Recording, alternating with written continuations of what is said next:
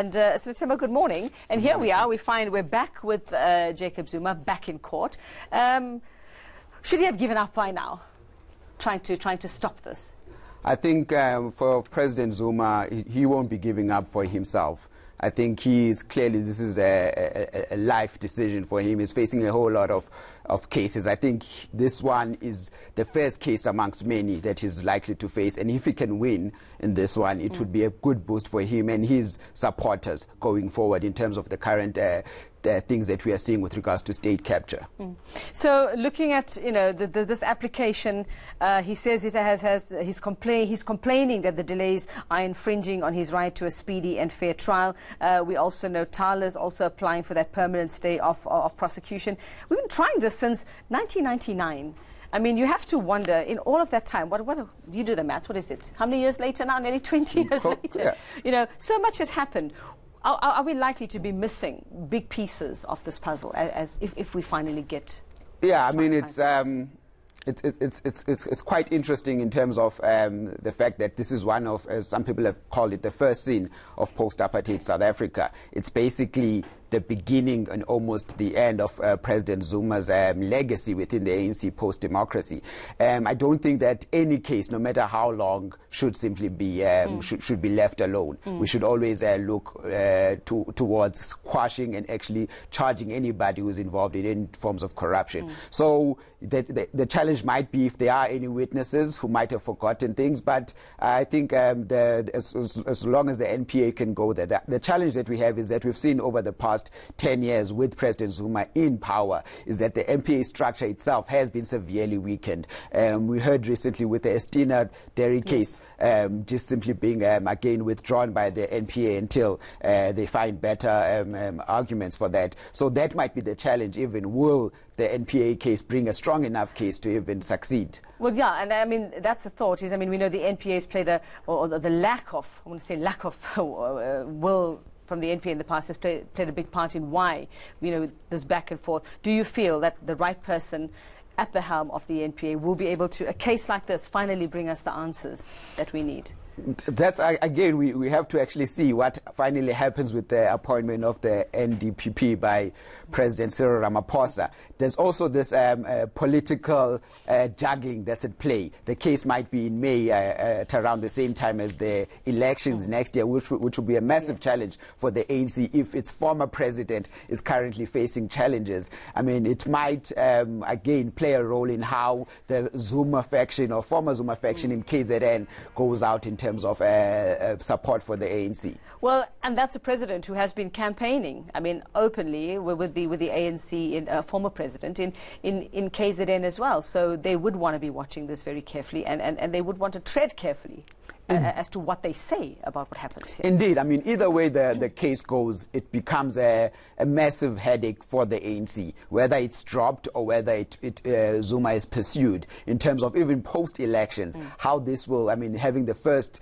head of state and president of the ANC actually facing such charges will be a long-term challenge for the ANC. We could actually see further fractures for the party even beyond the 2019 elections. Do you see anything coming out of this, though? Do you see that, or are we in for another few years of finding out or getting any kind of justice for what happened and the money that was lost? Yeah, I mean, taken from people. Yeah, we definitely need to see in terms of the appointment of a strong NDPP who will pursue the former president. If you can really have a lot more assurance and confidence in the NPA, we might be able to resolve this quite much more quickly. But cases, even just normal cases, tend to take a long time in this country. So we might still probably have another year of this, even from next year.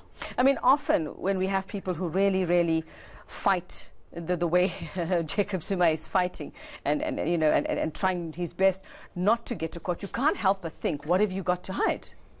I mean, that's the question. And again, the funny thing is that he's saying that the delay of the case has gone against him. Exactly, yeah. And he himself and his party. I mean, if we look at it, I mean, from the destruction of the Hawks, and I mean, again, the former NDPP chair who dropped the case, it has been the the state and the presidency themselves, who have basically delayed this. We have never had a permanent head of the NPA for over a decade. Again, this has been delayed. That has been at the hands of Mr. Zuma himself. Okay, while I have you here, Senator Temba, I'm just going to try and see if we can link to Tuba. Tuba's out there, and Jacob Zuma supporters, well, they are expected to gather at Dale Park in Pietermaritzburg ahead of this court appearance this morning. And Tuba is out there already. We understand there was a night vigil as well. Tuba, a very good morning to you. And tell us firstly about the support that we're seeing for the former president as he tries yet again, not to go to court on this issue. Tell us about the night vigil and what you're seeing outside this morning in terms of support for him. Yes, good morning, Yuveka. We're coming to you live from Des Park here in Pietermaritzburg, where we are expecting supporters of the former president, President Jacob Zuma, to gather and then start marching to the High Court. Where we are, I can safely say that there is no one at the moment, but we know that when we spoke to the organizers yesterday, they told us that they are expecting about 30,000 people that are going to be here. But according to our what we are seeing here, if I can ask Sandile to turn to pan around, you can see that the park is still empty.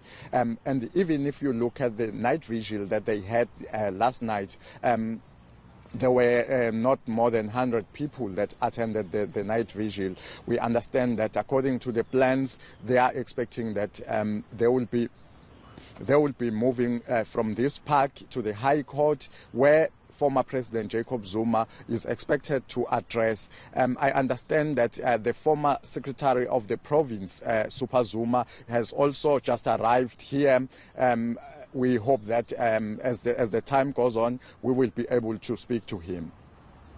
Thanks very much, Tuba. And let's just go back now, Senator Temba. I mean, just looking at what we heard from Tuba, and not more than 100 people at that night vigil, and what you were saying earlier about, whether the support remains the same, whether Jacob Zuma has that appeal still, or whether we're just going to bust in and rent a crowd and show his supporters. I mean, just looking at that and listening to that now, and let's go back to how the ANC itself should be dealing with this lack of support. You have to wonder, is Jacob Zuma of any use to the party at the moment? And is he, just more of a liability?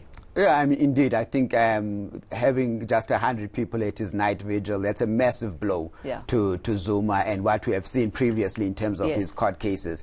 I think, yes, in terms of the ANC, he is definitely more of a liability than an asset to the party, especially nationally for the country. It's still a case in terms of what he's able to bring in KZN.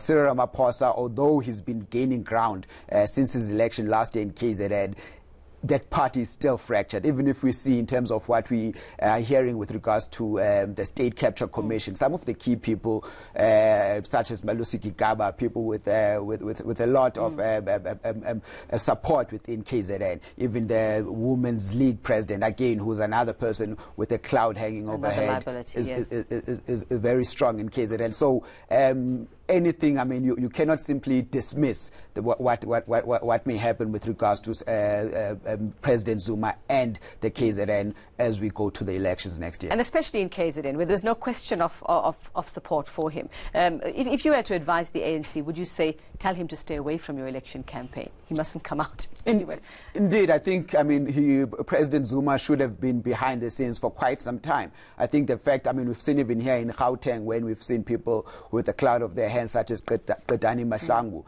It's not good to have such people, especially when we have ongoing issues which are continuously raised, such as in the state capture report. The past 2 days have been very interesting with former Minister Ramatlhodi and yesterday Cheryl Korolas. You shouldn't have such people at the forefront of your campaign. But again, the problem is that the ANC is really trying to please a number of factions. It's not simply just the electorate itself. It's the factions within the party, the branches within the party. It's fighting a dual battle. Yes, it's trying to keep this unity while also trying to win over the voters. It's a very difficult Well, maybe battle. when it comes to those factions and they see what's happening now and the lack of support, maybe that in itself will be, maybe it's time for us now to just come together because, the person you're supporting isn't getting the support.